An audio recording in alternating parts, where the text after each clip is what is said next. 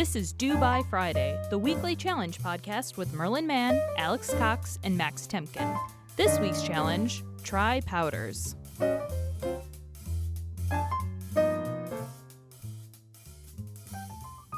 It's 7 a.m. right now. Where are you? Hawaii. Hey, waka laka chicka ticka naka. It's pretty great. Hate the food. Hate the food. Oof. Wait, is this a bit? It's not a bit. I don't like Spam and shave ice. Ugh. Literal What Holocaust. is wrong with you? This is some of the best food I've ever eaten in my life. Yeah, right. I'm not going to argue with that, but like all of your Instagram is spam photo, literal spam, and no sunsets. There's no dolphins. Oh, we're working all the time. I don't have time to see any dolphins, but I did eat a Spam musubi from 7-Eleven, and it's one of the best things I've ever eaten. It was incredible. Listen to you, Anthony Bourdain. Do you have roosters where you are? When we were in Hawaii, there were roosters, and they got up really fucking early every day. On this retreat, we're staying at former United States President Barack Obama's house, so I can report that there are no roosters here. Okay. Well, that's just You're the only cock there. that's sure something. Am I right? We're staying Ladies? We're staying at Obama's Winter White House. Sure, Max. Whatever. Oh, no big deal. All right. Alex, is he? What's he? Okay. Is what he's saying true? I don't know why he would lie about this. I don't know how he could lie about this. We're all taking turns sleeping in Obama's bedroom. Oh, not good. we all have one night in Obama's bedroom, and then we all wake up, and the person staying in Obama's bedroom comes out and goes, "Well, let me just say good morning. The mattress was. Let me be clear. I slept very well." I slept very well. Mattress. So on the last day, are you gonna like get someone to pee on it? And, Do and it. You guys just take pictures of each other peeing on the entire house. Oh God. I mean, we've befouled this house, but it's not politically motivated. It's just more like farts against humanity.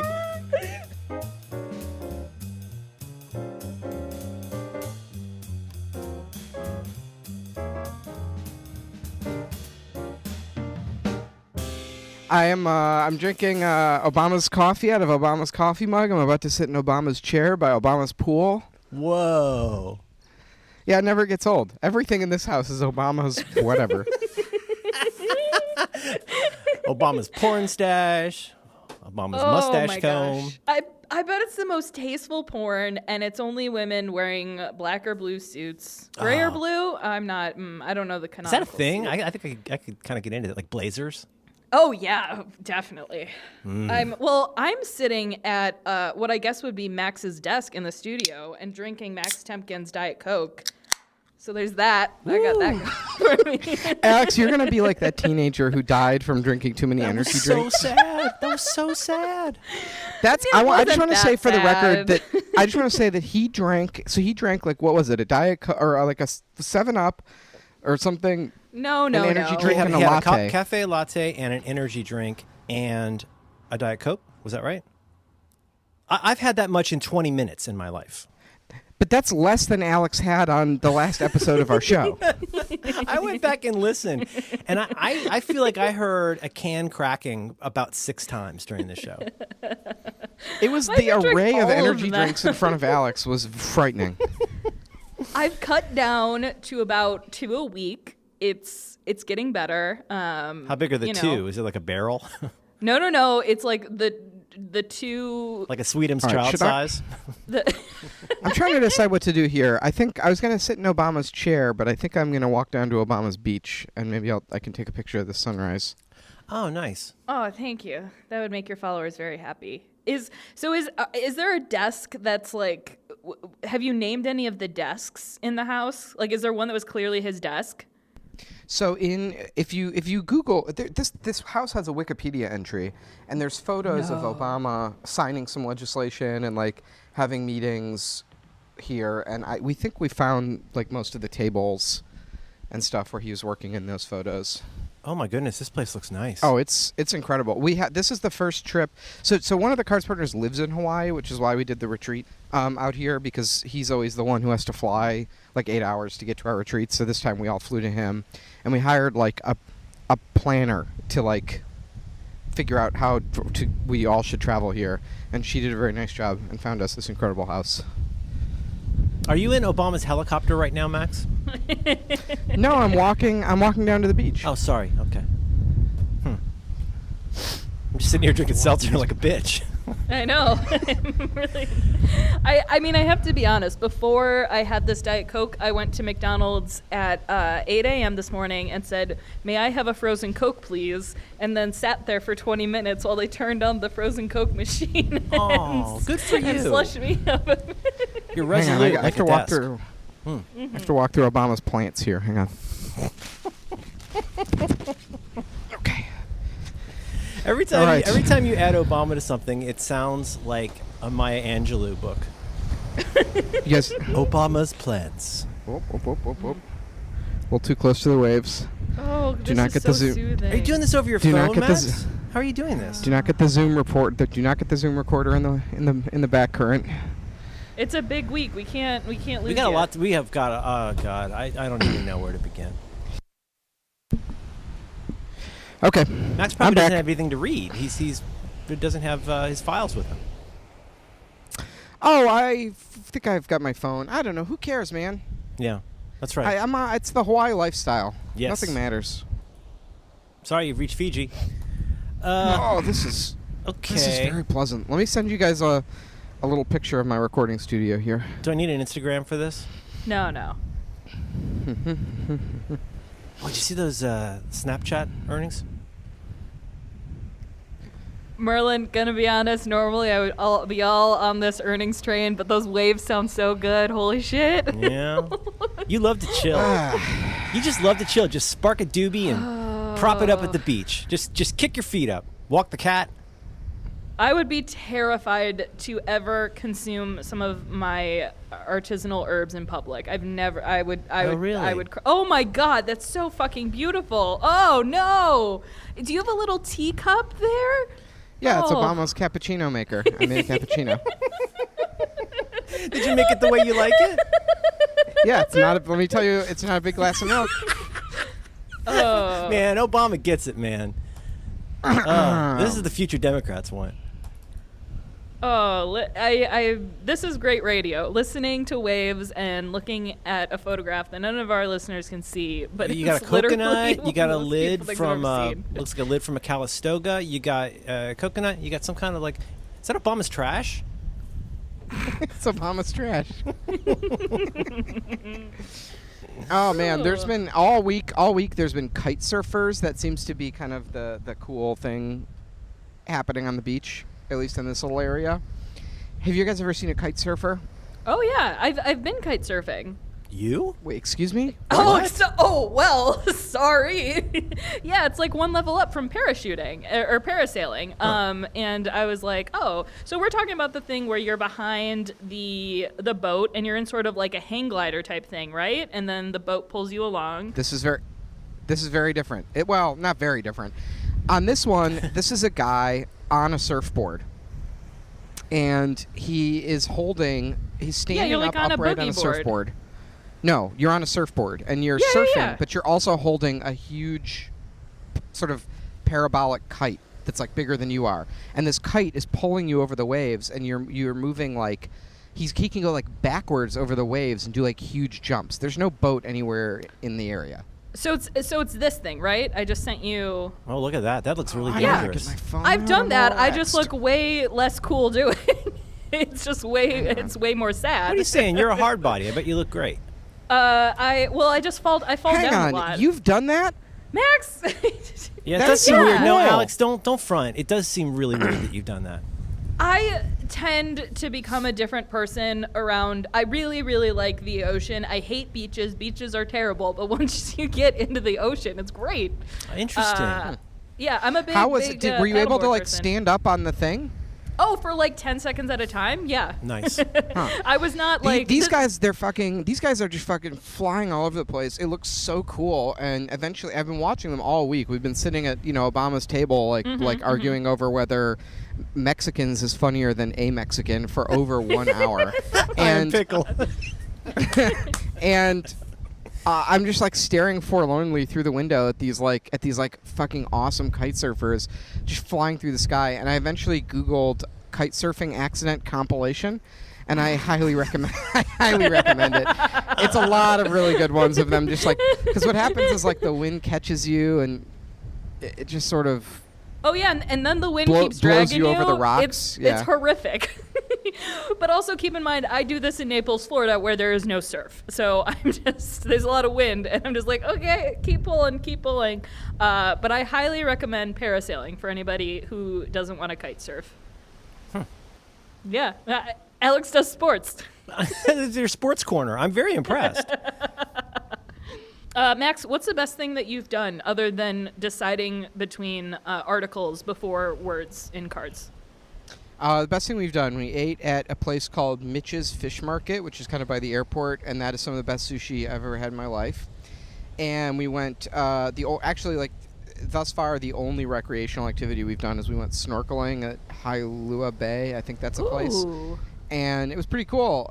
They make you watch this. It's a park, but in order to enter the park, you have to watch this horrifying informational video, and they're like, don't provoke the animals, and they show this like gnarly ancient eel like coming out of a cave and like baring its teeth at you, and I don't know why would they show that to you before you get in the water, because I was terrified of the eel. I made the other guys go first the entire time. I bet part of it is just sensible. Part of it's liability. You ever been a place, we have these at our beach, where it says, it's one of those signs that begins with "people have died here"? You ever seen those kinds?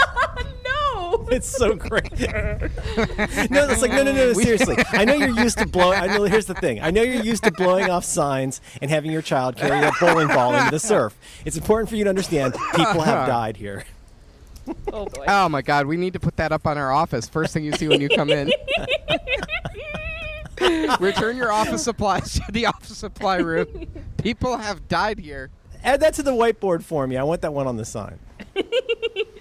For people who don't know, I know you guys don't like to talk about the show on the show, and I don't like to talk about The Office on the show, but we have a marquee on the Cards Against Humanity office. Okay. Yeah, that's what I was suggesting. People don't know that. Why would people know that? People aren't creepy. I follow you guys on one of your 7 followers on Twitter, and I even suggested my wife follow it because it's funny. Fave every selfie.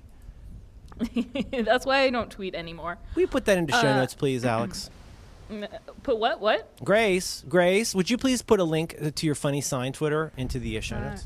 I will. So I haven't been, I've been trying not to look at the news. Is there anything going on? No, it's all good. Basically, everyone it was avocado toast, and now it's, who doesn't like Jimmy Fallon is what we're talking about today. I mean, there's new MacBooks coming out. There's an automation conference that I'm really excited about. What else? Handmaid's Tale's getting pretty good. You guys want to hear about my slave? I mean, the answer to that really is no. Ask but me please. about my slave. Can I ask you a question about the slave story that I'm a little bit confused by? I don't even know what this is. This is the most trafficked boy. Atlantic article ever, and it's a sad story about somebody and they didn't realize they had a slave. No, this isn't funny. Oh, God. It's not funny. It's in the Atlantic, and I thought it was a very beautiful piece, and it's about a guy who grew up and his family were first-generation immigrants, and they had a slave. Yeah. And he wrote about the very complicated relationship that he had growing up with this slave. It was complicated. And That was the nature of the relationship. It was complicated. Oh, every God. Oh my God, the waves are slowly encroaching on me here. This is bad. Basically, when it first went up, everyone was like, wow, read this really touching article about this guy and his relationship with his family's slave. And then by the end of the day, everyone was just ripping this guy apart and talking about how it was an object lesson and how bad slavery was. And people were mad at him for writing it and mad at him for having the slave. And it's why are they mad? It's not his slave. It was his parents' slave. What are you supposed to do when your parents give you a slave? Get rid of the slave. I can think of a lot of things to do. He tried to. It's in the article. Check your privilege. I'm going to say hard pass, and I'm okay with not liking this guy immediately. I look forward to reading about, what would you call this article? The accidental slave? Oh, God, this is so, That's the NBC sitcom that will be based on the article. It got pretty complicated toward the end. No.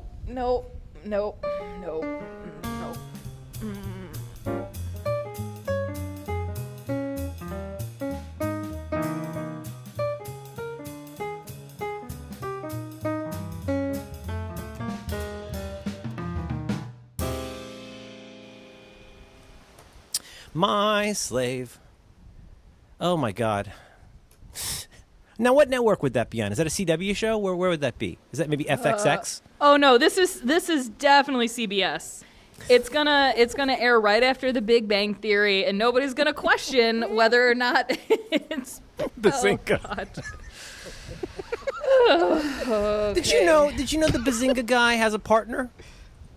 He's a gay fella. He's a gay fella. Is he gay? Really? Oh, wow. Nobody knew that. I bet Max didn't. I'm so Bazinga! Oh, You guys, we have so much to talk about. I mean, do we want to even attempt to discuss anything? The other day, someone's like, I really like your politics show. And it's like, it's not so much that I engage in any of this. It just, I was like, the politics show happens. Some people also like the Apple technology show that we do. Time magazine. In about 4 weeks, Trump expects his wife and youngest son to join him in the mansion, and when they arrive, life is almost certain to change. But tonight, it's all business, and the Blue Room has been lit with nearly a dozen votive candles. The table is set with yellow roses, and the Washington Monument is neatly framed in the south window. The waiters know well Trump's personal preferences. As he settles down, they bring him a Diet Coke, while the rest of us are served water, with the vice president sitting at one end of the table. With the salad course, Trump is served what appears to be Thousand Island dressing instead of the creamy vinaigrette for his guests. When the chicken arrives, he is the only one given an extra dish of sauce. At the dessert course, he gets 2 scoops of vanilla ice cream with his chocolate cream pie instead of the single scoop for everyone else. Oh, boy. The tastes of Pence are also tended to. Instead of the pie, he gets a fruit plate. Mother. Who's prepared the fruit plate? Then it goes on to say, so everyone made fun of Trump getting 2 scoops of ice cream when everyone else gets 1 scoop of ice cream. Which also, you know what I have a couple of observations about this. Observation number 1 is he's probably going to die soon because this guy's eating 2 boats of gravy and 2 scoops of ice cream with his. He eats a burnt steak. He eats like a milk steak boiled over hard every single night with ketchup. And I believe the ice cream is served with chocolate cake a lot of the time. Yes, it was chocolate. It was 2 scoops of ice cream with his chocolate cake. And did you also see the interview that Trump gave where he was like, he believes in like a Victorian theory of health. He says the body is like a battery that can be depleted. So crazy. Right. He's like, all the marathon runners I know, they all like blew out their knees and like died young because they used up all their energy. But I don't. He's like, my only exercise is I stand behind a podium for 30 minutes a day. So that's all the exercise I need. Like, he's probably going to keel over and die any moment. I was reading something the other day, and I don't know the validity of, I've never heard of it, from The Week, and it's called It's Time to Talk About Trump's Mental Health. And there's this clip from the Larry King show where it's still, and it's from 1990, and it's still like crazy Trump, but he's way more articulate. He does the same thing where he like repeats words and phrases, but he doesn't sound fucking crazy. Like if he had Alzheimer's or if he developed like early onset dementia, would we know? Would anybody be like, well, he's also like, he's sleeping like 4 hours a day and eating garbage and constantly stressed. Like, and he has been for like 2 years because he's been on the campaign trail. Like, it's like his normal baseline level of unhealthiness and like not taking care of himself and not sleeping times like 2 years. And I mentioned also, okay. Oh, go on. I was going to say, I mentioned this to you guys yesterday when I was, now that I got Hulu TV, I get to watch press conferences on my iPad. But I was watching his press conference with Erdogan, and which he said, I think 3 times, Erdogan. They got the diacritical right in his tweet, but he kept calling him the wrong name. And I don't mean to be Kent from Veep here, but it was really, really frustrating because every person watching it knew that he was pronouncing it wrong. But in that press conference, he looked, even for him, uncharacteristically weird colored, like tomato-like. It looks like as a professional, I can't diagnose people from a remove, but he looks like his blood pressure is going through the roof right now. He does not look like he's having a good time right now. And on top of it all this stuff. See, I don't even have words to talk about what's happened in the last 2 days because I still have not gotten permanently broken to where I get used to how insane everything is, and it still feels freshly insane every day, which I can't believe after 120 days. But he's going to fucking overseas. He's leaving town. People are going to be rooting through his drawers. He's bringing all of his people with him, mostly. We'll see. We'll see if he goes. Okay, here's he's what a I was home saying pooper. last night. I said this last night on the Tutor. Because you know how much he hates every aspect of this trip. He hates it. He likes to poop on his own potty. You know, he pees in somebody else's bed, but he likes to poop on his own potty. He likes to be in his big boy bed with his trucks, and it kills him. I know this is old news, but can you imagine the prospect, him looking down the barrel of 10 days of international travel in different places where he can't dependably play golf, get the Coke he wants, or have good cell phone coverage? Can you imagine? Just the prospect of that must be so unnerving. Israel, apparently, reportedly, is talking about canceling because of the again, apparent risk, the person who was put into harm's way because of his revelation of information. But then on the other hand, like you say, Max, it would be a total cuck move to cancel the trip at this point. He would look he knows in his head he would look so weak for canceling it. What do you think's going to happen? Oh, I think he'll go, and I think the other thing I'm concerned about is he's giving this speech in Saudi Arabia on Islam. Oh, that's right. Oh, God. So he has 4 days to learn about Islam. I mean, It's a lot more complicated than he thought. I'm guessing it'll be like his Mexico visit, where he'll sort of give a timid speech. He's not trying to go there and like start a religious war, right? He'll go there and he'll read his teleprompter and he'll say some like timid stuff. But then when he gets back, he's going to say some really crazy shit. That's what he did with Mexico. Just He like- came the next Just like in Mexico. on the same day. He came back and said things that were essentially antithetical to what he had just said. Because I don't usually like to talk like this. I've been up in my powders. I'm becoming more of an alpha. I'm going to say it. He's fucking chicken shit. He is so scared of confrontation. He's so scared of any situation where he could potentially not look the way he thinks that he looks. This is a narrative that now is making everything makes so much more sense to me now. Is that every decision he makes is based on whether he looks weak. It's not even whether he looks powerful. He wants to look powerful, but mainly it's that he cannot look weak and he needs constant reminders that everybody likes him. Did you see where his staff is now using his name in his briefings? They use his name frequently in the briefings. It's the only way they can make sure that he will keep reading it is if he sees his own name. From that Time article about the dinner, there was one more paragraph that caught my interest. They said, at length, Trump discusses the small details of military procurement, including the reasons why more costly digital catapult systems on new aircraft carriers don't work as well as the old driven systems. Quote, time and material means you're going to get your ass kicked, he said, of the common government contracting method, which often leads to cost overruns. Who ever heard of time and material? So I was very curious about this because the notion of Trump eating his 2 scoops of ice cream and holding forth on why the digital catapult systems on new aircraft carriers don't work well, it caught my attention. I was like, that doesn't seem right. That doesn't seem like a thing that Trump could sort of hold forth about at a dinner party to a reporter. And sure enough, Time has also released a much lesser-known transcript of their conversation. And this little thing on the catapult was in there, and I will now read it to you. Are you guys sitting down? Okay. Oh, yep. Ready? This is all a quote from United States President Donald J. Trump. You know the catapult is quite important. So I said, what is this? Sir, this is our digital catapult system. He said, well, we're going to this because we wanted to keep up with modern technology. I said, you don't use steam anymore for catapult? No, sir, I said. How is it working? Sir, not good, not good. Doesn't have the power. You know the steam is just brutal. You see that sucker going and steam's going all over the place? There's planes thrown in the air. It sounded bad to me. Digital. They have digital. What is digital? And it's very complicated. You have to be Albert Einstein to figure it out. And I said, and now they want to buy more aircraft carriers. I said, what system are you going to be? Sir, we're staying with digital. I said, no, you're not. You're going to goddamn Steam. The digital costs hundreds of millions of dollars more money, and it's no good. Oh, my God. Oh, my God. Oh, my God.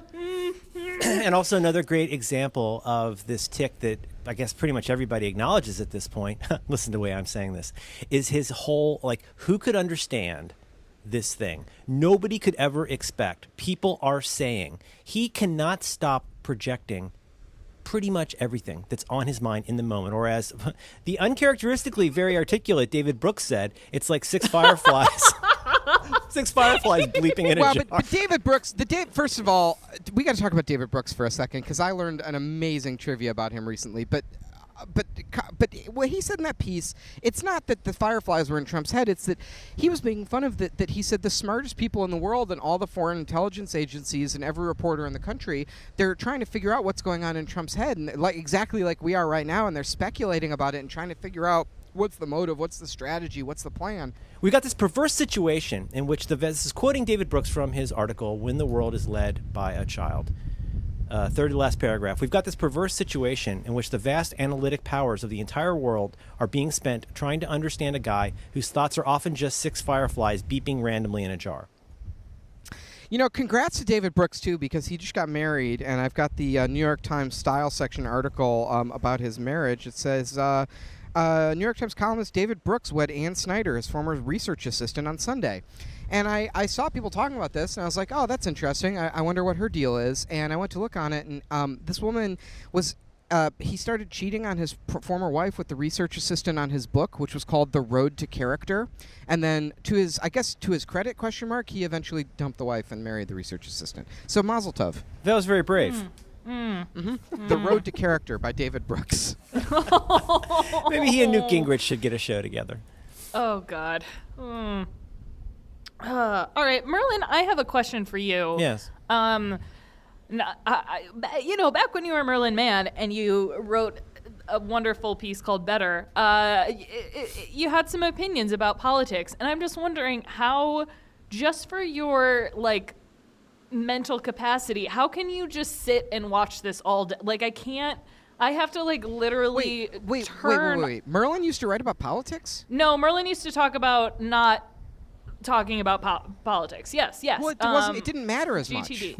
much. Can I answer the question, Max? Why don't you enjoy Obama's beach for a minute and let the big boys talk?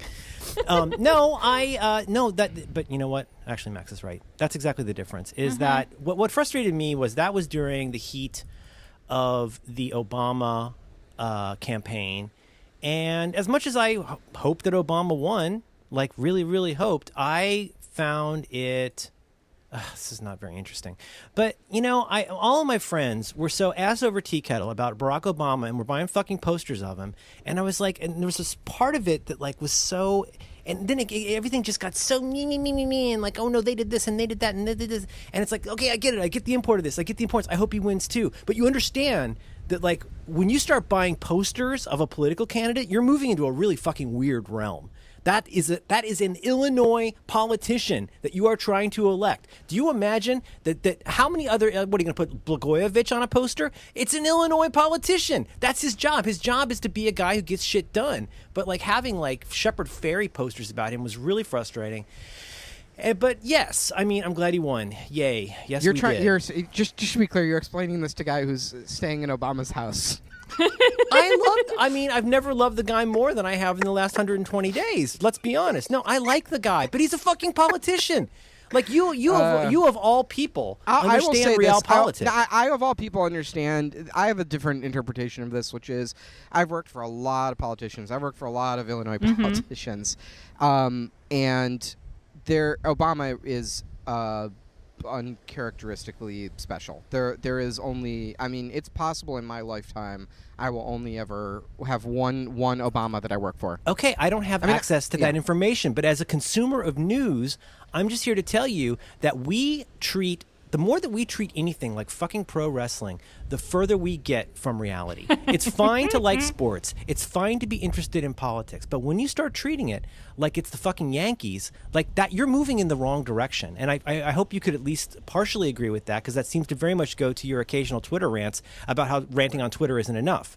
So that's all I'm trying to say. Now, with that said... No, I do agree with that, but also I want to win elections, and appealing to in-group identity is pretty much the only way to win elections right now. So it is sort of I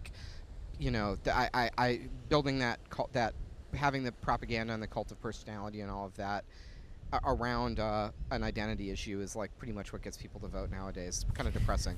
As far as today, take that feeling that almost all of us have had at some point in our life, which is that feeling of, my job feels weird right now. Like the environment here feels strange. Things keep getting weirder. There's talk of layoffs. I'm talking about a very benign example here, but let's take something as benign as, okay, I've been here for a couple years. I'm really starting to worry that my job is going to go away. And you become an insane person. And you start looking into every single detail to figure out what it means. You're reading tea leaves and throwing chicken bones and doing all kinds of bullshit to try and make the world make sense in a way that it can't be made to make sense. Now, take that and add some real stakes to it. And that to me has been the world since July, where I have this, like everybody, not like everybody, like many people, I have this like unresolvable feeling of there is no way this could happen. Right exactly alongside, I can't believe that this is happening. And then on top of it all, it seems to get approximately 1.5 times worse every week for a while. That's why it's hard to walk away from, because I know there are stakes. And I know that even though this guy is going to go down at some point, there's going to be, if not irreparable, at least very consequential structural damage to what we think of as how a country runs. And I don't even have to make this about my daughter. I'm going to make this about me. It makes me incredibly sad and anxious. And now I'm that guy who's trying to listen in on conference calls that the boss is having to figure out if I'm going to get fired. Only the stakes are incredibly high. I actually think it's more fundamental than I think that people are worried about losing their jobs or they have economic anxiety or whatever that all those sort of explainers are. I think that's almost too rational in a way. I mean, that's certainly a component of it, but I think what people that was an analogy. I'm not trying to say this is about jobs. What I'm trying to I understand. I see. I mean, people.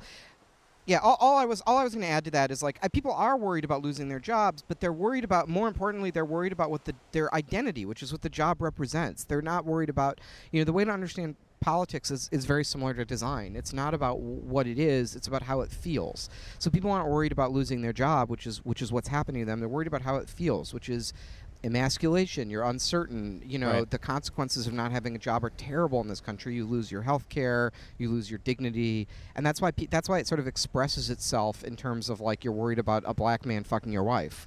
It's like it's all being emasculated and getting cucked. Right. It's like people go. It's about like losing their station and their dignity more than it's about losing their paycheck. Anyway, who wants to read the Alex Jones thing?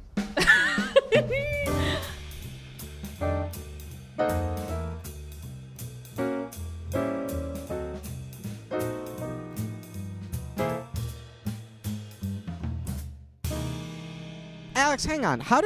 Can you tell me, I'm sorry, I'm watching the guys out here, they're just starting to kite surf, and I'm trying to imagine you on this board, and there's this huge fucking parasail overhead, and you're bending your knees, and you're fucking catching air, going backwards off these waves, and doing like flips and shit. How you did this? I want to make it clear that I did not do any flips or any kicks of any sort. And whenever there was even the slightest bit of surf, usually I would fall down. Like it is, and the reason that they have, the only reason that there was a boat nearby is that if you're really fucked it up, like usually like the kite will stay in the air and you just kind of like pull yourself back up. And also my board was like attached to my feet, kind of like a boogie board. So like if I fell off, the board was still attached. So again, many caveats. It still looks fucking ridiculous. And I think I might go visit my grandparents in October and I will take a lovely GoPro video and make a fool of myself. But yeah, it's a lot of fun. Paddleboarding is fun too. Everyone should do it. Anyway, Alex Jones. I like Alex's sports corner.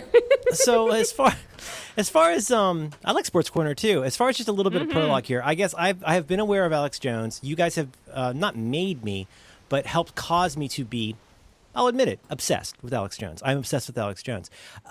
Concurrently, but on a separate track, I'm very interested in Roger Stone. I watched that very good Netflix documentary about him. Oh my God, that was so good! It was really. The thing is, I said to my wife, I was fucking morose after I watched that documentary. I was like, I was trying to pack for this trip, and I was watching this documentary, and I wound up sitting on the floor in my closet and watching the last hour of it on an iPad. And afterwards, I got up and I was like, I need to go outside and take a walk. Like I can't continue living my life.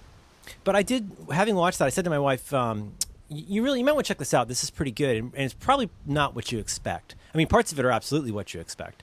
This being the same week we watched All the President's Men, but I said, it's kind of surprising. I certainly I don't like him, I don't admire him, but he is definitely very, very interesting. Like Alex Jones, he's very, very interesting, and you kind of can't help but wonder about the layers of Roger Stone. But all I'm trying to say is, well, the whole thing where he had to leave the Bob Dole campaign because he got busted trolling for huge black men with big dicks to have a threesome with him and his wife. And posting photos of them becomes nude interesting. What? That becomes interesting in a minute.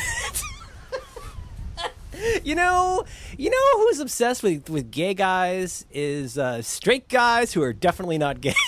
Yep. Is it just me, or is it like, boy, they are so interested in what goes into where, when. Oh man, are they interested? Well, and also the thing with Roger Stone is he plainly hates himself. Like he's such a fucking. I mean, where's the AMC, like Mad Men story about this guy? Like, this is what a crazy anti-hero. Like, he totally gets off on being loathed by the public. He has this whole humiliation fetish. Like, he's constantly self-sabotaging and fucking over his friends. Like, it's crazy. He hates himself. There's something in him. There's something in himself that he hates. He's either a masochist or Welsh. That's really the only explanation. All right, I'm going to hold up, guys. I am going to take a guess. If some of our listeners, the only political information they get is from Max's Twitter feed and Merlin's Twitter feed. So can you That's guys depressing. each? Wait a yep, minute. That can't be. At Due by Friday, if the main source of news is Max Temkin's Twitter feed. No. Wait. I've been spreading the gospel for months. I retweet weird Twitter jokes. You I can't know, read which is my why. Twitter for news. Which is why I would like one of you to do a tweet-length explanation of who Roger Stone is. Max. Roger Stone is a longtime GOP operative and self-admitted dirty trickster who has a tattoo, a photorealistic tattoo. I don't know if this will fit in the tweet. Photorealistic tattoo of Richard Nixon between his shoulder blades. Perfect. Like angel wings. Perfect. Thank you. Yeah.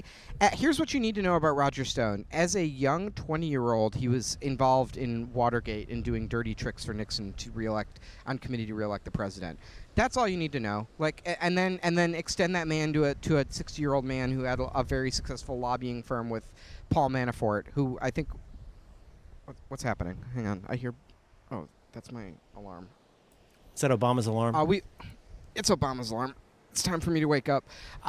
He had a very successful lobbying firm with Paul Manafort, who we've talked about on this podcast. That's the sleazebag who lobbied for all of these tin pot third world dictators and tried to make them reputable in Washington, and then they both worked for Trump to get Trump elected. Anyway, this documentary is fucking fascinating. I don't know how much of it is Roger Stone. Well, and the documentary comments on this, a lot of the stories in this are probably Roger Stone self-promoting. He's kind of has this Forrest Gump narrative of his own life where he's got there. That he's a fabulist, and you can tell that he's a bit of a showman. So yeah, it's kind of difficult to know exactly what it is, but he really wants. There's certain things about him that he wants you to know. He's a snappy dresser. He loves Nixon, and you should remember him. He's on brand as the dirty tricks guy. The thing I didn't know from watching that movie, the movie specifically says that there's no way to know if this is true or not, but Roger Stone claims that he instigated the so-called Brooks Brothers riot in Florida in 2000.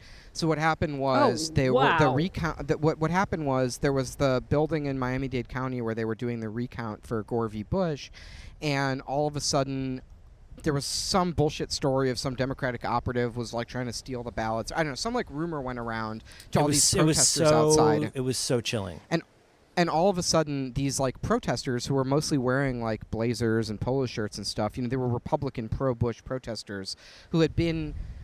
What the Republicans understood that the Democrats didn't was that the cameras were that although the story was about Gore v. Bush, what the cameras were going to show was the building where the votes were being counted in Miami-Dade County. So even though no real decision was being made there, it was a decision being made in the courts and on the campaigns. They were just the Republicans were like, we gotta put on a show outside this courthouse. So they rallied like hundreds and of these like Republican operatives and people, and they were all showed up wearing their like blazers and their Brooks It was Brothers like just uniforms. screaming and chanting and fist pumping. I mean, it was very Yeah, very weird. and then they when this rumor went out that some ballots were being stolen or something, they all stormed the this I guess courthouse or whatever, and it was terrifying. There's footage of it in the documentary. It was a terrifying moment. So I've been aware of Alex Jones.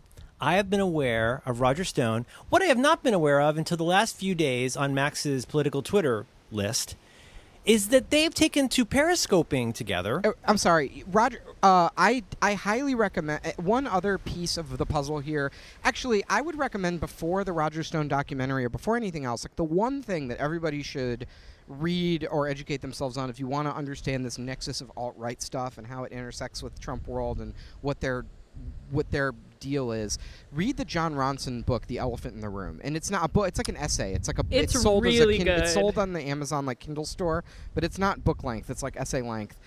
And it's an incredible expose of how the journalist John Ronson, who was you've probably heard him on This American Life, he kind of created Alex Jones, and he discovered Alex Jones and helped create him.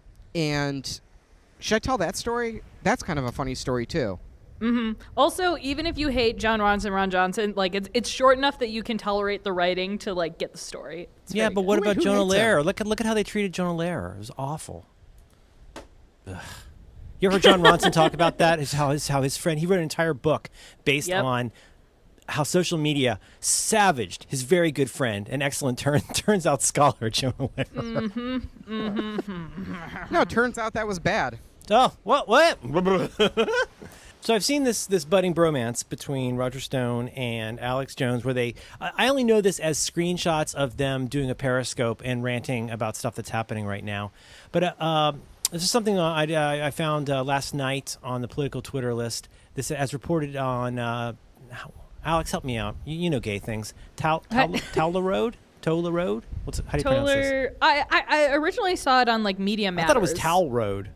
That does not sound like a website that people should go to. Oh yeah. Oh no. Okay. Tell Road.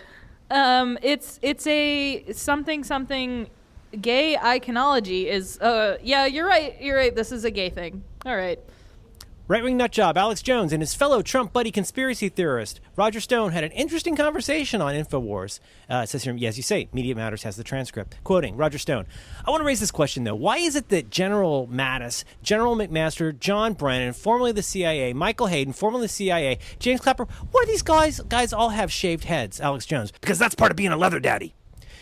Is it some secret, Stone continues, is it some secret club or something that they're in? I mean, it defies the odds of coincidence that every one of these guys have the same kind of look. There it is, extraordinary. By the way, McMaster's a smirk at the end of this, kind of gives the whole thing away. Yeah, he looks like he could suck a golf ball through a garden hose. So, Leather Daddy, says Alex Jones. Leather Daddy. Because it's part of being a leather. He is very, very concerned about masculinity and energy. Isn't it weird? Now, I'm going to be that guy. I'm going to leather daddy these guys. Isn't it weird how obsessed all these guys are with masculinity and not just power, but energy? Like, Trump was always going on about how low energy everybody was. Oh, Chuck Todd with his sleepy eyes. It's so bizarre that this frail old man who eats cake every night is so concerned and can't go down steps without some help from, the Prime Minister of Germany. He's so concerned about energy and masculinity. It's kind of uncanny. I think it's a matter of like it seems like dudes are kind of into like their poop, and it's like, whoa, so if something else goes up there, what happens? And I just think a lot of people are curious. But no, I too have become sort of fascinated with InfoWars, and I knew it in the back of my head that it was streaming basically 24 hours. But I You cannot even guess. You cannot even guess obviously, it's going to be a bonkers presentation. The wonderful part is it's crazy. almost impossible to guess what batshit kind of thing he will talk about. What out of the headlines in the last few days he will come up with as a conspiracy theory. Because I got to tell you, he's got me on the run. I am constantly amazed with what he has found a conspiracy about. You just tune in at any time, and it's always something. Like I mean, it's fairly repetitive, but like there's never a moment where it's like, oh yeah, so this bill was signed. No, he's always about to rip off his shirt, or always like, oh, I know they were gonna Vice did the hit piece, as you know. But like, I like yours best. It's driving me crazy. Oh God. Isn't there something? There's something about all the sort of like Nazi authoritarianism with like the leather uniforms and the riding crops and the like high boots and stuff. Like, it's very gay. Oh no, there's a whole book about it. There's a whole. Wait, really? Oh yeah. I hear a lot of people believe. A lot of people. There's a book about this that you can get out there. Gay Nazi leather daddies. Okay. Leather SS.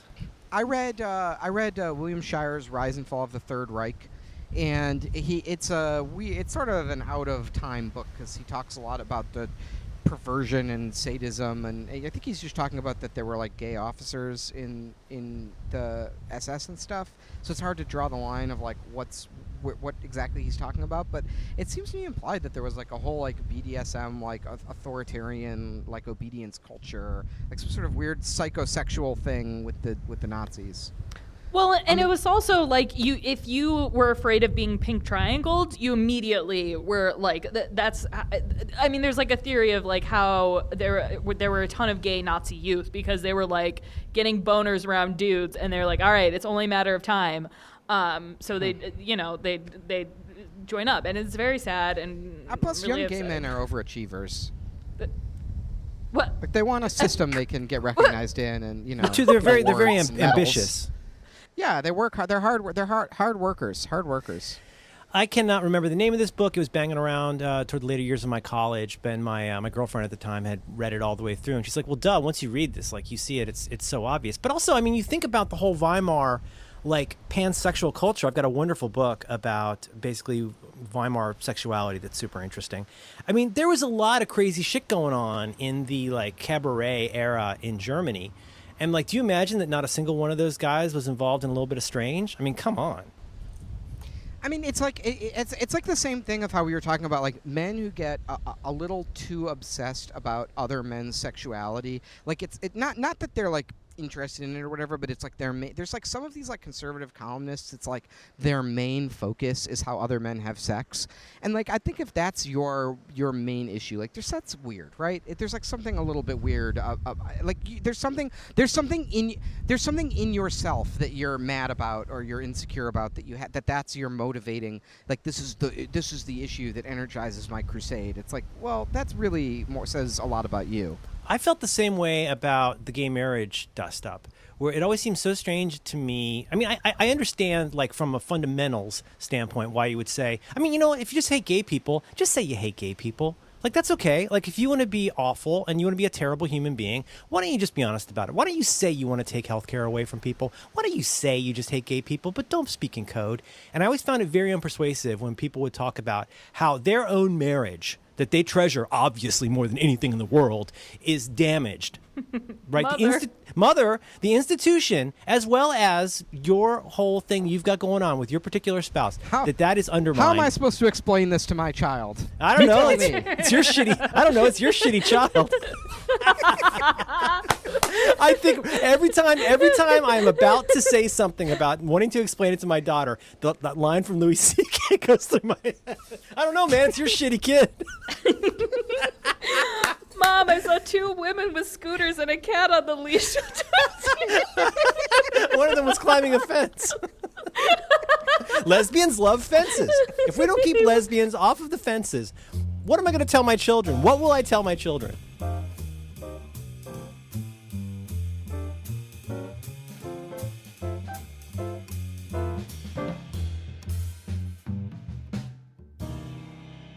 Digga challenge. Merlin, you should have received a box. It's right here in front of me. I'm looking. It is addressed to Dubai Friday, Powder Nation, Merlin Mann at address redacted. Oh, Merlin, you shouldn't read your address out on the podcast. You know, there's a way to read. You could have a Perl script to reverse engineer what your address is. I'm just concerned about your privacy.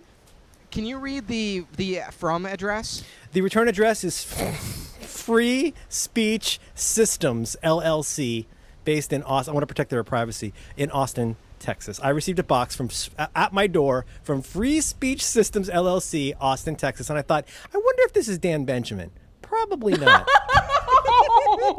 Can you please proceed to open the box? Okay, I have brought my special. Remember this, you guys? Remember this from the early challenge? Ready?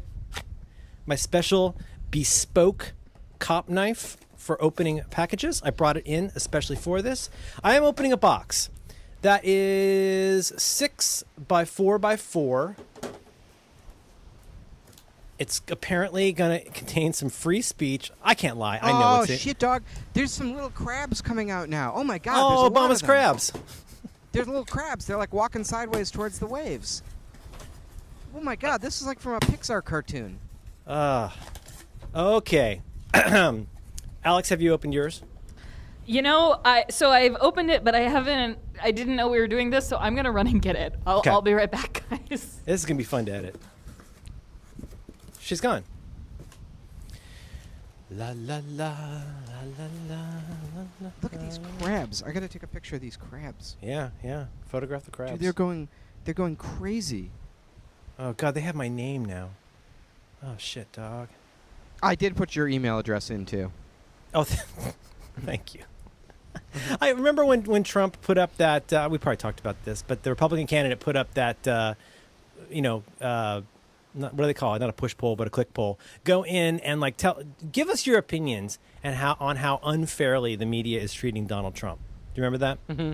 And it was like 60 questions, and I did it. I sat there and went, I think he's treated very fairly by NBC. I think he's treated very fairly by MSNBC. I got to the bottom and okay, enter your email address. You can't click go until, and I was like, and it was, I was covered with sunk costs because I just fucking sat there going I just filled out the entire fucking form. This is more form than I have filled out since 1999, probably. That is not an accident, my friend. They don't want you to abandon the form. I know this. We used to always design our forms. We were dicks. We would design forms where basically you put information about your name, right, identity, and then what you're interested in, your aspirations. That goes on the first page, right? Then you click to continue, and you start getting into the business. Dark patterns. Dark patterns, dark web, dark deep state. Book bag. Hello. Book bag. Hey, so Alex, not Jones. I have opened my box. Have you opened your box?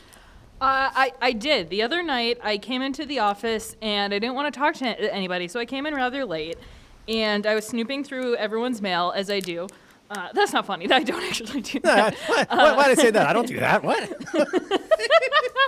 No, but I see, I'm putting boxes on Max's desk, but I see Dubai Friday, Powder Nation, and immediately I know that it's got to be something from our friends, our friend not Alex Cox. And do you want to describe what we received, Merlin? Well, not included in last week's episode was because it was basically there was a flash. We realized this had to happen, and then we all as one said, "Don't say another word. This just needs to happen," and it fucking happened. I am so excited. Before me sits a 315-gram, 11-ounce canister of InfoWars Caveman True Paleo Formula made with cartilage and bone broth and paleo ingredients. Next generation of advanced paleo nutrition. And what's funny is you're so used to seeing those fucking rapey mooks that buy those giant buckets of this shit. You see those guys who have their powders, and it's usually, you know what I'm talking about? It looks like gallons in a bucket. So when I looked at this on the website, I thought, wow. $60, but it's probably going to be a big tub. No. It weighs about half of a bag of Pete's coffee. And it was $60 This fucking is like a dollars. large Gatorade. I expected a gigantic. It's called Caveman. That's because it's so powerful. No, it's concentrated. It's so powerful. It's gonna up your masculinity. It's gonna turn you into such a caveman. You have 1/4 teaspoon of this, you turn into Alex Jones. What are you gonna do with a huge? It's so powerful. I think my daughter pointed out to me last night. She was so excited to open this because I told her what it was, and she's not as obsessed with Alex Jones as I am, but she's pretty into it. Wait a minute. And so, how did you explain this? How did you explain this to your daughter? what do you mean explain this? We watch his videos all the time. What are you talking about? She knows Alex Jones. Oh my God. I don't know. It's your shitty kid. So we've talked a lot about Alex Jones. It gets her. She gets a little upset sometimes because he's so emotional, and then we turn off. But anyway, so she goes to the site, and I told you guys in the text channel the first Google search that she did from her own big girl account on the Mac. The first Google search she did was Alex Jones Caveman. I sent you a video of her reading the site, but the beauty part is she goes and she said. And she covers up the screen, and I said, "Don't touch the screen." But she covers up part of the screen, and she says, "How much is one of these?" And I go, $59. And she goes, "Okay, how much are 10 of these?" And I actually guessed right. I said, "Is there any chance that it's $599?" There's no discount. If you buy 10 of these, there is 0 discount. It's hilarious. And this is supposed to last you how long? There's a button there where you can have it automatically delivered every 14 days. So is this 14 days of Caveman? Oh, 15 servings. Oh, it's like Blue Apron for powders. Oh, it's a better way to powder. So every 2 weeks, you just get your Gatorade's worth of Caveman. But I want to clarify, like if you bought, like what's that coffee company with the metal cans? Illy, like Illy. It's almost exactly the same form factor as like a canister of semi-fancy coffee. I had also assumed in the web from looking. I haven't seen it in real life. I've only ever seen it on the website, and I had assumed looking at it that it was like a huge drum of powder, Exactly. like those big Nope. protein things. And Nope. I'm just like, this is just making me reflect even more. Because the other thing is like it costs. They're charging you a lot for shipping, but their shipping costs are very low, so they're probably making a little bit of money on the shipping too. Like this is a fucking great racket, you guys. We have got to get MerlinManPowders.com off the ground. Like it's a wasted opportunity. It's not even funny. It's not a joke. The thing is, though, here's the thing: we are not ready to fully express our powder nature until we have actually finished this challenge. I don't even know what the exact challenge is yet, but I hope I'm going to eat some fucking powder. And once we do, the thing is, let's not even plan it yet. Because we may not even have the right, you know what, I'm going to say it. We don't have the right state of mind yet. We haven't had the Caveman. After the Caveman, I think it's going to be very clear to us what to do with the powders. That might involve buying something off of Tim Ferriss's store and putting our own label on it. That's called an OEM. We could do that. They call it white labeling. We're going to make a fuck ton of money with powders. We can't wait to see what you do with it. Please remember to like and subscribe. All right, I'm taking my police tool. No, Alex, I have not opened it. Have you opened yours? Oh, wow. It just looks like Ovaltine, guys. Okay, I'm cutting, I'm sawing, I'm cutting my Caveman.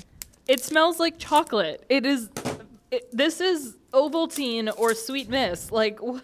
So what are the purported? What does this do for you? I can't remember which one we bought.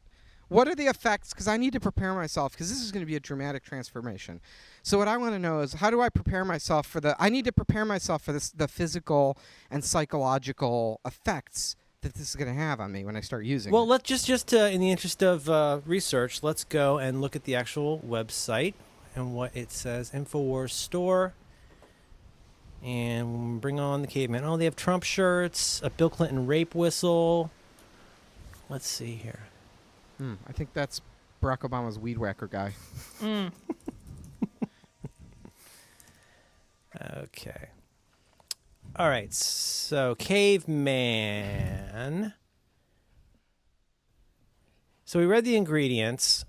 Okay, so this is the part that have had us cracking up. A return to ancient traditions and practices. Man, in ancient times, man roamed the earth in a constant state of hunting and being hunted.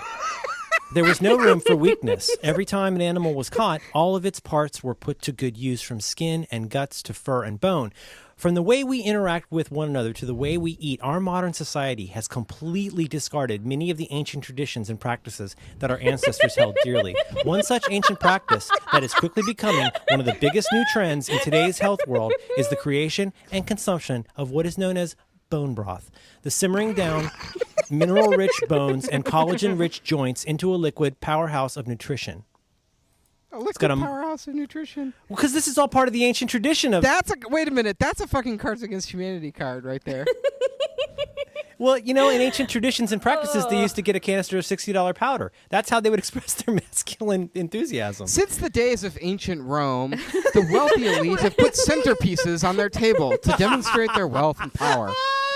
We licked our fur and ground the bones into Ovaltine. All right, so here I am today. Right now, total cuck. I'm soaking my feet into Obama's swimming pool.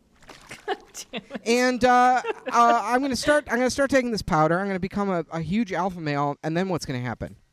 Also, just for what it's worth, I opened up. It's now all over my desk. It's like an Al Pacino movie in here. Yeah, but also the canister. I said it is a jar of Ovaltine. It's very, very Don't fine. know. And just for what it's worth, as with so many products today, it's about maybe 4/5 full. Yeah. Yep. All right. So what do? How do you take this? Oh no, it's all over Wait, my what pants. does it do? What does it? I want to know what does it do? Ancient traditions, Max. Ancient traditions.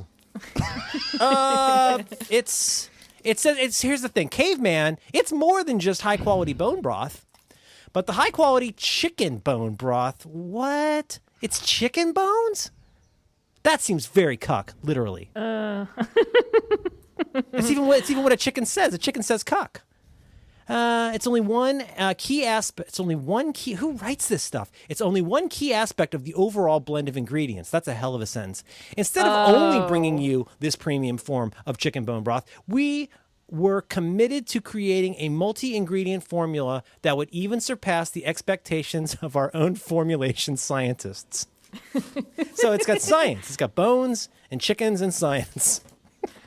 What about additional info? Oh, I feel like what we're missing is we did not get the entire package, right? Because there's still no. Did we get cucked, Alex? We cucked ourselves. What? Did we cuck Yeah. ourselves? Yeah. Wait, what? Yeah. We didn't get the whole package? What? Like it says, we're supposed to really buy into this lifestyle, and so we're only getting the caveman aspect of this lifestyle. Oh, we don't have right. any of the drops or the lotions. Oh, I What see. else is there? What Yeah. does this powder do? I'm there's there's nothing. here, so I can't look it up. What? No, it must. It's ancient traditions. Go on. It enhances what? It's traditions. It's got turmeric root, chaga mushroom, bee pollen, and other ancient super nutrients. But what does it do? Why would I take it though? Tradition. Ancient practices. We've lost it. We have See, lost I the think- ancient tradition of eating. So they don't fur. make any claim. They don't make any claim as to this is Nope. going to up your tea or make you Nope. shoot hoops better. It's got goji Nope. berries. But the problem is that from the ways that we interact with one another to the way that we eat, our modern society has completely discarded many of the ancient traditions. Are you listening? And practices that our ancestors held dearly. So that's why you need $60 powder. Oh, it's got stevia, you guys. It's got stevia leaf extract. You love stevia. Oh, really? Oh, now I'm excited. So, okay, let's read how to take this. Okay, so suggested use as a dietary supplement. Mix 1 scoop in an 8 to 10 ounces of water daily, with or without food, or as recommended by your physician or healthcare provider. Which, as we've established, podcasts are basically, adequate healthcare providers. So basically that says that what they're saying is this doesn't do anything, so it doesn't matter how you take it. They're I like, mean, talk to your it's- doctor, don't have it with food, without whatever. The FDA will not, as I understand it, the FDA will not let you claim any benefit or causation that it won't. You have to be super careful about the side effects usually, but you don't have to say fuck all about what it actually does. But you can name it however you want. And then you can even say a little bit of bullshit. Like I bought some little bit of bullshit products and it'll just say with an asterisk, these claims have not been verified by the FDA. I mean, I think it's very boilerplate. But you understand that's part of the conspiracy. That's where the Jews and the goblins get together to undermine Alex Jones in his every move.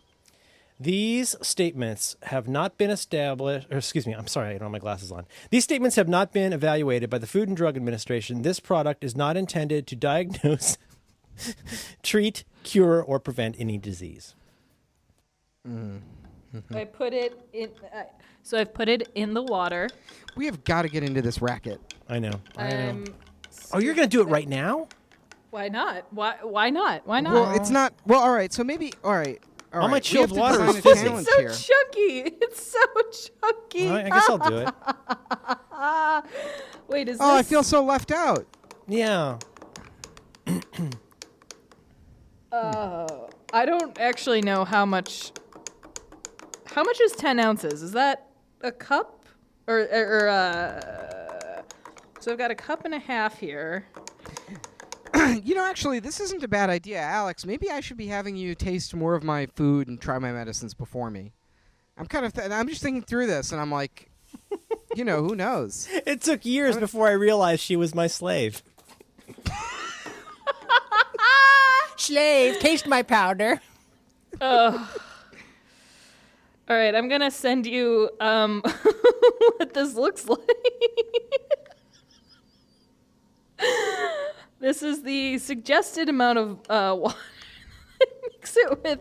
It looks like the result of some kombucha that I would expect. Alex Jones on his site has an even more masculine alternative to man wipes, dude wipes. It's called No. Combat One Tactical Bath. Unleash the Ooh. power of one with this broad spectrum hygiene tactical bath. It's got Pentagon technology, you guys. It's got broad spectrum hygiene management, optimizing natural skin function. It lets skin be skin. Oh my God. I've really got to whip this Ovaltine to get it to not. Oh, wow. It really looks like diarrhea on a spoon. Oh. Title. I just realized something. First of all, I have a frat boy like solo red cup with. Here's the problem. I've got the correct amount of water, but it's totally tap water. It is not unfiltered. It might have fluoride, so I'm not sure this is even going to work. It might cause a chemical reaction to even put it in there, because water has never had this kind of truth. Wow. Okay, I'm scooping. Oh God, this is very. Oh, it's all over me again. God, I feel like Elton John. Okay, here we go. This for cocktail Arab over here. Okay, I'm stirring. Oh God. Oh, You really no. have to get in there. Here, No, this is. I'm gonna need a hand mixer. Does he offer a combat tactical hand mixer?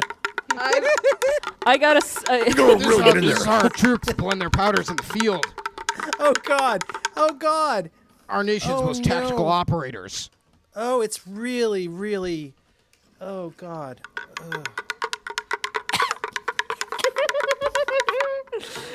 I'm gonna wait for you to try it. Okay. All right. I've. Oh God. It's just covered in No, sludge. You gotta- really got to get in there. Yeah, I don't think I got in there enough. Oh Jesus Christ! Oh, this looks good. Does it smell like chocolate milk or Ovaltine to you? Like it doesn't. It smells like somebody explained chocolate milk to somebody and like via fax. And then they kind of tried to reverse engineer it from whatever. Oh God, yours is as bad as mine. It's not just me. Oh, Powder no, Nation. no. Oh dear. Okay. All right, here I go. Oh, I'm really getting in there. Oh, it's got Yeah. huge bumps. All right, I'm gonna try. It's some. like if a beverage could have cold sores. This is very. Oh my unpleasant. God! It looks like a. Have you ever seen in like a theme park where someone will vomit into like a 64-ounce soda cup and then just leave it on the side of the ride? I'm gonna say that did not taste great. Okay, here we go. Oh God. Oh no. Oh, that's not good. Oh, it's very unpleasant. Oh shit, stevia. You can. I mean, it really delivers on the promise. You can still taste the powder after you. It's like licking a Alright. shoe made of urinals. It's Oh. it's really You're- really unpleasant. Oh God. Let me ask you this: is the fact that it doesn't taste good? Is that a feature or is that a bug or a feature? You know, does that sort of sell you on the my medicinal? God. That's a good point. Maybe. Content of it? Oh fuck. If you can't drink it, you don't deserve it. Right? But it's like Oh. medicine, like something that's good for you and ups your tea and makes you a big strong alpha male. It shouldn't taste good. It shouldn't What's taste in good. my It nose should be now? bitter. Oh God. Ugh. Oh. Well, the other day I was asking somebody, "Hey, you know how you put like vitamin C into water, like the powder?" I'm like, "Can't I just eat Oh, like the emergency. powder?" Yeah. So, and they're like, "Yeah, that should be fine." All right, I'm gonna try just some of the powder. I've deposited some into my hand. Huh. Here comes the stevia. Yep. Honestly, It's really quite unpleasant. it tastes about the powder tastes exactly as you would expect it to. I think the water kind of dilutes it. So really, I feel like people should just be snorting it or something. This is the fact that it tastes bad is it's only everything that we're learning about this powder is further convincing me that we really need to go all in on the powder based model of revenue model for our podcast and really accelerate our release schedule here, because the thing is it doesn't even have to taste good. No, it doesn't have to be good. It doesn't have to work. It just needs to be powder. All right, I retract my earlier statement. It does not taste better as strictly a powder because then it dissolves in your mouth. But the certain, like, maybe it's the bone. It stays. It's sand. I have sand in my mouth. My whole tongue is numb. Merlene, gotta try the powder. Okay. You need to lick your finger into a microphone. That's what the listeners want. That's what I'm doing. Oh God, it tastes hot. It tastes like it's been warmed. Oh no. It's like a child's drawing of chocolate.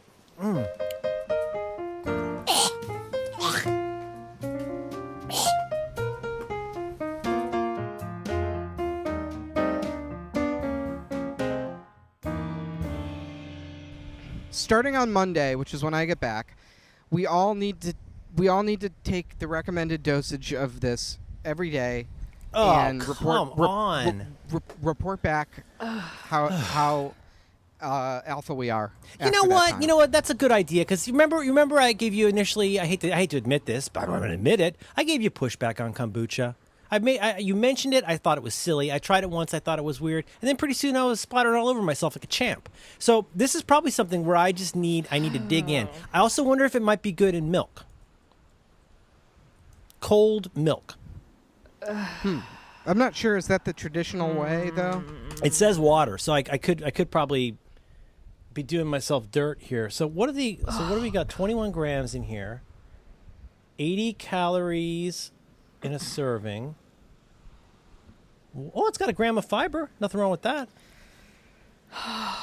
Wow, it does have 12 grams of protein per scoop. That's pretty good. That's a lot of protein. I did consume an entire scoop. So No, you didn't. Really? yeah, I just put I did the scoop and then I put it in my mouth. It's like a quarter of a cup. All right, well, assuming Alex doesn't get diarrhea or die, this is the challenge. We got to take it. We got to take it all next week, leading up to the podcast. If you are listening to this episode, I'm fine. Probably. It's like a canary notice.